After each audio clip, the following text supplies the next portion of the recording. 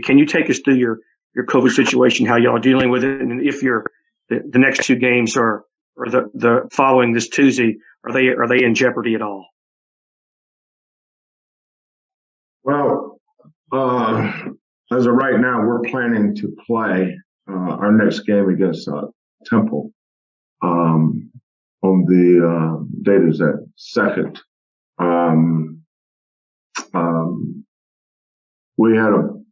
Obviously we had a little COVID outbreak. I think our total was 10 at one point. Obviously we did everything we wanted to play. The last thing you want to do is cancel games, because when do you make them up? And then we had that forfeit rule that fortunately got changed this morning. Now it is definitely a no contest, so that don't have to worry about that anymore. We'll just everybody's 0-0. Cincinnati 0-0, Houston 0-0. I think the only countable game in the league so far is Central Florida and Temple. But we're like everybody else, Mark. We're day to day with this COVID thing. Scott Drew called me the other day, and he was saying I think there's more games canceled at this point right now than there was last year at this same point. So, as far as what our plans are going forward, we're dealing with what we're dealing with, but, we've been practicing. We've got, we don't have enough to practice, but we did this last year too. I remember, we played Central Florida on the road, Tulsa on the road. We had 9 or 10 people out and couldn't practice, and then jumped on a plane and went to Tulsa. I think we had 7 guys that night that could play. Some of them had just come out of COVID. So nothing anybody else is not going through. Injuries and COVID's just part of the deal. How difficult will it be to make up that game against Cincy, or that you'll just find a way? Yeah, I think that's probably the best way to do it. We'll find a way to get it in. Thanks, man. You bet. Thank you, Mark. We'll go to Adam Winkler with KTRK-TV. Adam, please go ahead. Well, when you talked about, this is nothing you guys haven't dealt with before. That's obviously all across sports. But you look at what the NFL and the NBA have done in terms of evolving when it comes to testing and not testing asymptomatic vaccinated players as much. Where do you stand on maybe evolving the NCAA testing protocol? Well, I have no opinion on what the NCAA should do, but I know that's what we're doing. We're not testing kids that are asymptomatic. We're only testing kids that are symptomatic. So I guess we're right there with the NBA and the NFL. So it's obviously, you said you had 10 positives. I mean, I imagine that's just well, that's not just players. That's everybody in the program. That's coaches, our administrative people, our managers, and players. So if you have symptoms, we are going to test you. But we're not testing to be testing. I think that's, the protocols that were put in place that we lived with last year was prior to the vaccine. This week, I think it's, tomorrow, Wednesday, every one of our coaches and players, I think most of our staff have the booster, and all the players will have the booster this week at some point. So we're doing everything we can, Adam, to put our kids' safety first, health first, and so we can be in a position to compete. Nobody likes missing games, and I don't know of anybody that's testing just to be testing like we did last year. Those protocols were in place before we came up with the vaccine. But all of our kids have been vaccinated. That's the thing that's really helped us. I know the CDC, the next step is if you have your vaccine and you have your booster, getting the 10-day protocol down to 5 days. I know that that's been talked about, but I think if you're vaccinated, have your booster, you're going to be able to do that. A lot of our kids that were symptomatic and tested positive, when we isolated them within 2 days, they feel great, and they're able to come out. But because of the rule, they have to stay 10 days. We've got, we've had a bunch of players that just here recently that had to go under those guidelines. Again, we'll go to Joseph Duarte from the Houston Chronicle. Joseph, please go ahead, sir. Good morning, Kelvin. Good morning, Joseph. Kelvin, if I could just clear up, are you able to say exactly how many players tested positive? And does this go back? It sounds like since y'all are coming out of it with, them able to get the boosters and stuff, does this go back, at least a week where you're able to, you're more on the tail end of it than the front end of it? Yeah. None of the kids that have it have been at practice yet. That's why we're, with our injuries and the kids that tested positive, we don't have enough to practice. And even our next game, we got kids that are coming out that day or the day before. It's a crapshoot. It's I tend not to get overly frustrated with it, or because you just have to put it as total perspective. It's just this thing is real. It's amazing how many people think we're just dealing with the flu. If it was the flu, then why is 800,000 people dead? When a kid tests positive, I take it serious. The only thing we're doing different now is we're not testing kids unless they're asymptomatic, which I think is the right thing to do.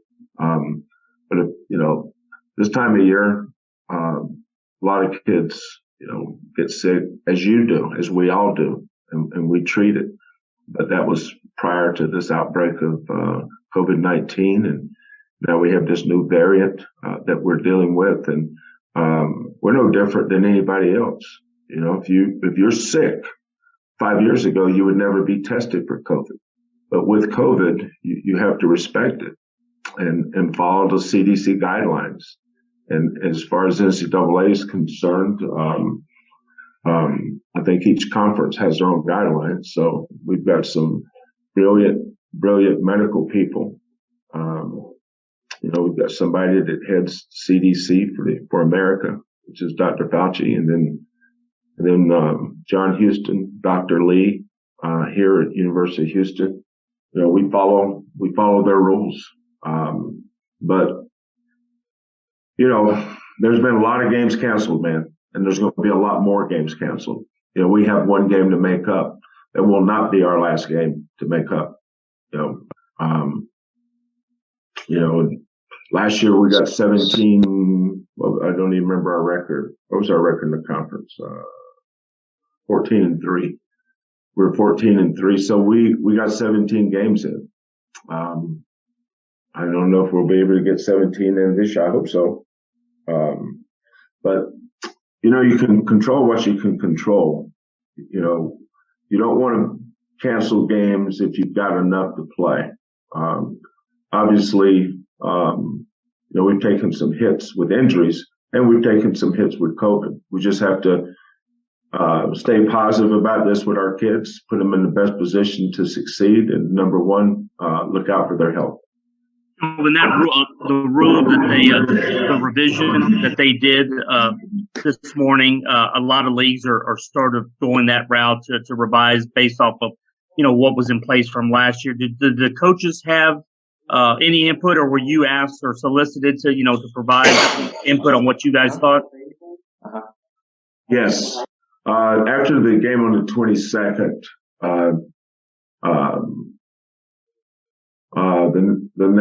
the next day is when all the bad news hit, with the injuries, and then once I got word about all the COVID we had some kids in, and all of a sudden that day we had some more kids go in.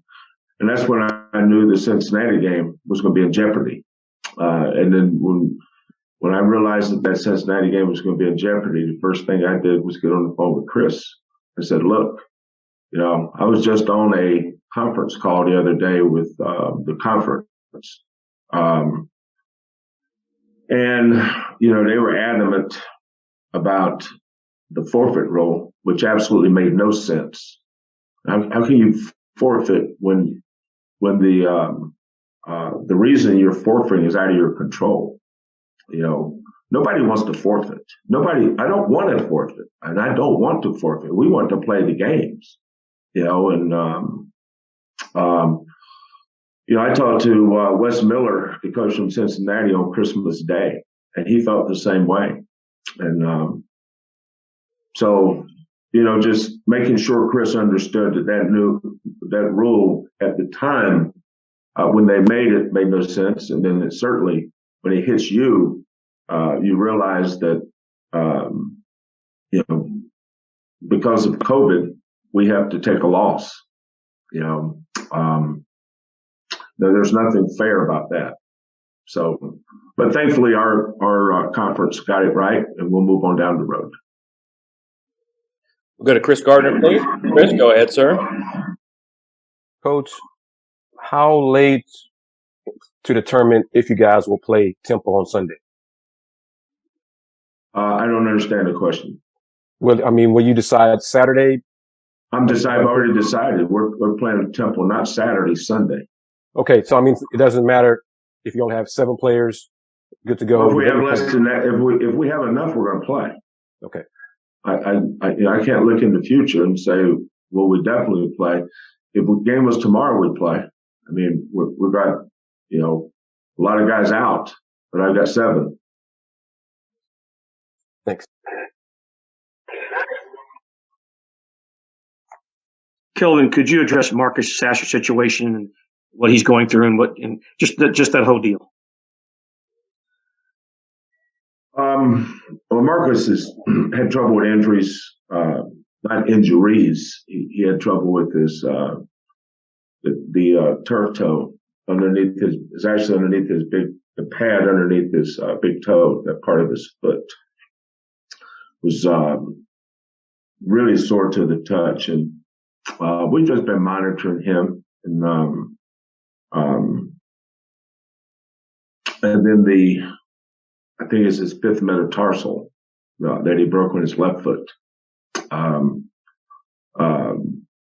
He talked about, he said it was bothering him after the game, and then we kept him, training room was full on the 23rd. Kyler's ankle's pretty bad. He's in a boot, can't practice. But they both had to go get MRIs. And I knew that the morning of the 23rd. And then, when the MRI came back, John called me, and, obviously there's a lot of emotions involved in there because Marcus was having such a great year. Marcus is one of the best players in this conference, one of the best guards in the nation. Then the morning, we had filmed the night of the 21st, and Tramon was there, and we just, we had a group prayer. We all prayed for Tramon and sent him.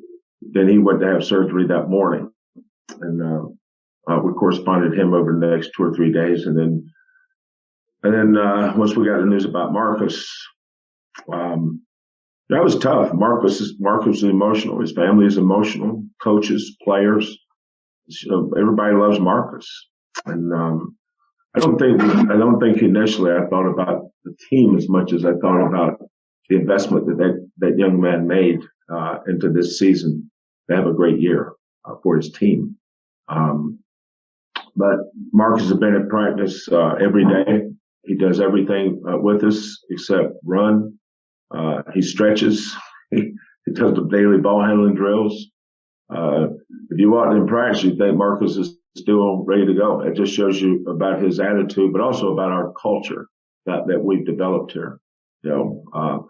Marcus jumps out there in the shooting drills to be an extra passer. He stands there, and now obviously none of this is contact, and he's not moving around, but he's still very much involved. He'll still travel with us. We don't have a surgery date set yet, but that's coming up. When you mentioned culture, he said the other day, your culture will help you and your team overcome his loss. What do you think about that? What does that mean to you? Well, that's debatable. Overcome. Culture don't score points. That scoreboard's up there for a reason, Hoss. I believe in our culture, but it's tough to replace Tramon and Marcus. Just their talent. There's two talented kids. There's a reason we're ranked 12th in the nation. The team we have now is probably not a top 12 team, but the team we had certainly was. That was a really good team. I knew how good it was.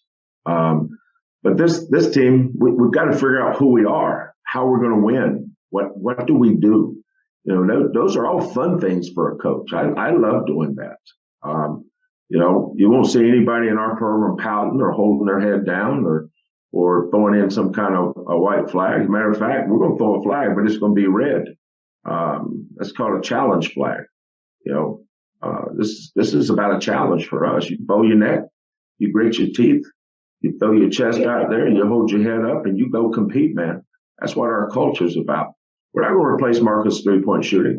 You say, well, Marcus, who's going to score? Well, somebody's going to score. We're not playing against Sandy Koufax. Nobody pitching those shutouts against us will score. But the thing that we've relied on to win games, we'll still continue to do that. And we'll figure out who's going to score the baskets. We'll defend, we'll rebound, we're going to play hard. Marcus is going to compete.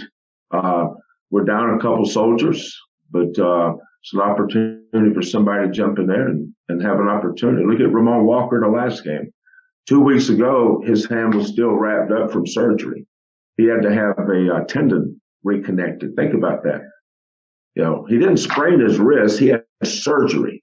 They opened his hands up and reattached a tendon in the top of his his right hand, which is shooting hand. So now he went from possible redshirt to hell, he's starting. But that's the hands you're dealt with. Last year we didn't have to deal with any injuries, which is remarkable.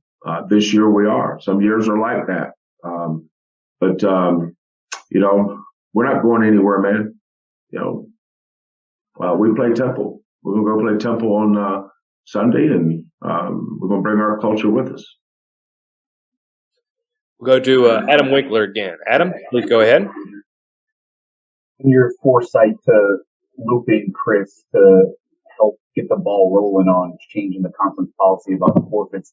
Is that something that you guys would be able to do in terms of bringing these guys back in 5 days or 7 days, less than the 10 days now that they are going to have their booster vaccination? Well, that's a good question, but we do not make that policy.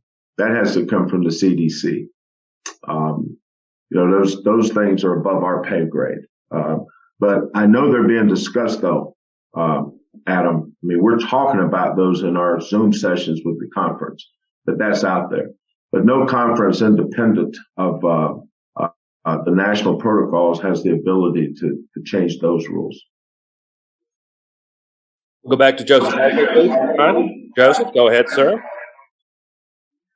Kelvin, on Kyler, is the ankle at a point where, is it just time, you think, or is there any further concern on that part of it, or does he just need time? Yeah, he needs time. He's still in a boot. He couldn't play a game right now. We had all the kids that we have out with COVID, then looking at the injuries, it's kind of like these bowl games. I think, these people are counseling these bowl games, so they just don't have enough bodies. Basketball, you need at least 7. You can't play with 5. Hard to play with 6. It's not, but you need 7. If we have 7, I don't want to cancel anything. If we had 7, the reason the games gets postponed is because of COVID. The COVID is looking at the kids that are eligible to play. Do you have enough players? Forget the injuries; they're beside themselves. How many do you have left? And the kids you have left, how many of those have COVID? That was our issue. We didn't have 7. Actually, we didn't have 5. Actually, we had 5. We didn't have 6. So, but as day goes by, more kids are coming out of the 10-day window, and there's some that just went in it that won't come out till later. But it's not easy, but you have to play the hand you're dealt. You do the best you can to the best of your ability, and I was raised to never complain or make excuses, so we won't. And this isn't like the pro leagues where you can go and fill a spot or sign a street free agent or whatever.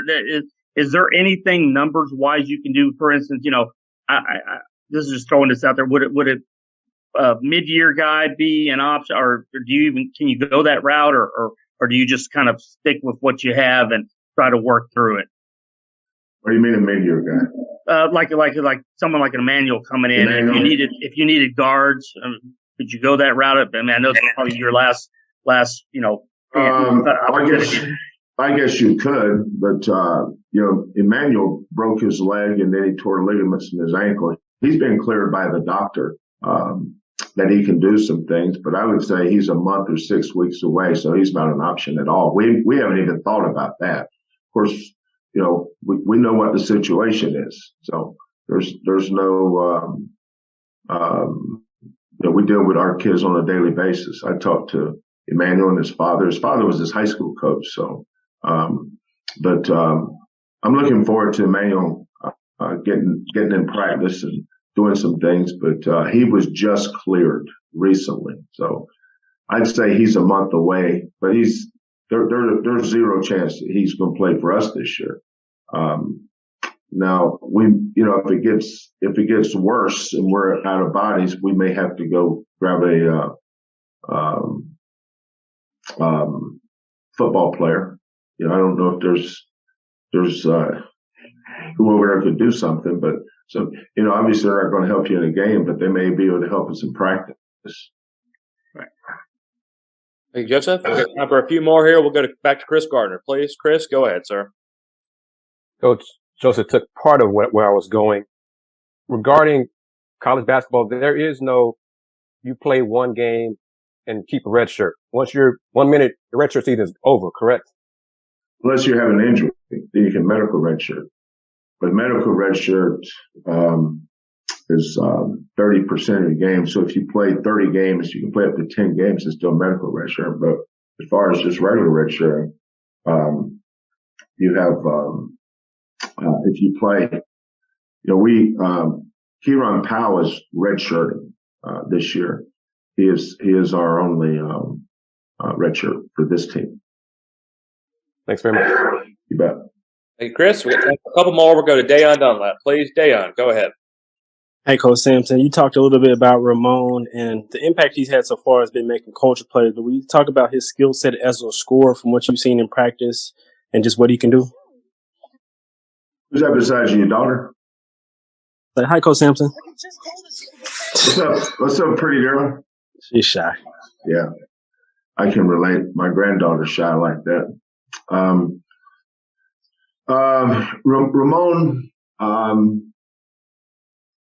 Ramon is, all you ever want a freshman to be is solid.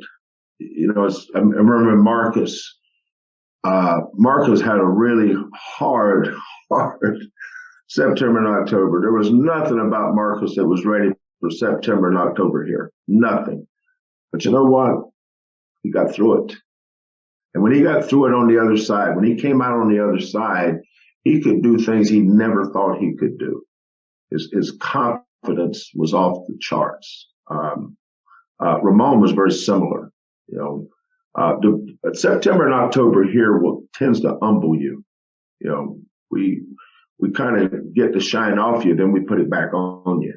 And Ramon, I remember the day he got hurt. We had just had a staff meeting that day, and we were kind of looking at each other even earlier in practice. He and Kyler were just like two big old bighorn sheep butting heads going at it. And that was, I thought, a breakthrough week for Ramon. He was starting to get it. And he really struggled. There was nothing about September and October he was ready for. But he came out on the other side of it and was really playing well. And I said, gosh darn it, that injury came at the worst possible time for that young man. And obviously he wasn't in our top 5 at the time. We had Marcus, our starting lineup was Marcus, Tramon, Kyler, Jamal, and Tajay. We had 5 good guards, which is, we like to keep 5 good guards. But I wanted Ramon just to continue his progress from what he was doing every day in practice. And that's where the injury went down. When they told me he had to have surgery, I didn't think he'd be back this year.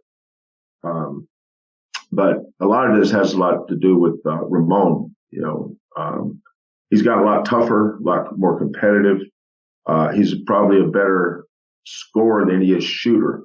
His hand won't let him get the reps he needs to practice. I think Christmas night we practiced, and he had to come out and just go get his hands iced down and get some treatment. But he's not 100%.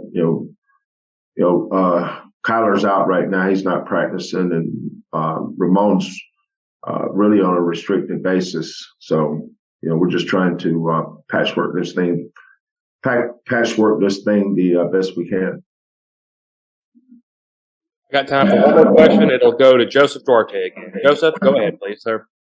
First, is Tajay still on track that when you play Sunday that he would be available? And then also you hit on the some of the stuff that you guys were putting back in place, like the mask and social distancing. Anything additional that you guys have added in the last week that maybe, that you hadn't done before? Answer your first question. We expect Tajay to play. We expect to get him back.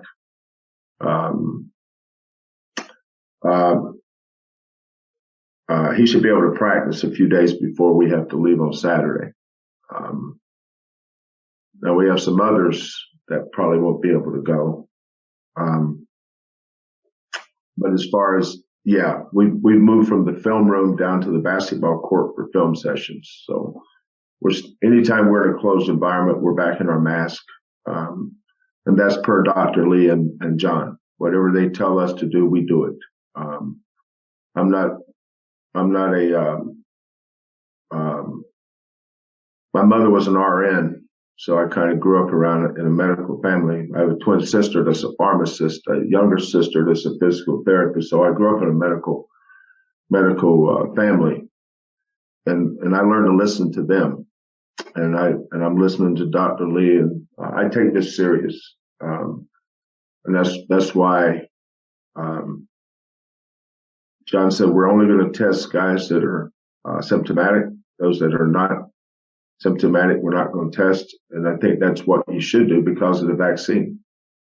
But we want to reinforce or insulate our kids even further by giving them the booster. So staying out of closed environments and making sure our kids get the booster are the two things we're doing, Joseph. So we're back in the mask for sure. We talked about coaching in mask. Did I coach? I don't even remember. Did I coach with a mask the other night? I don't think I did. Yeah. That's on the discussion, but Dr. Lee and John didn't think we had to. Well, hopefully 2022 is better for you, Kelvin. Happy New Year. No. 2021 is one of the greatest years I've ever had. That's true too. Okay. Don't ever let 2 days screw with the other 363, Hoss.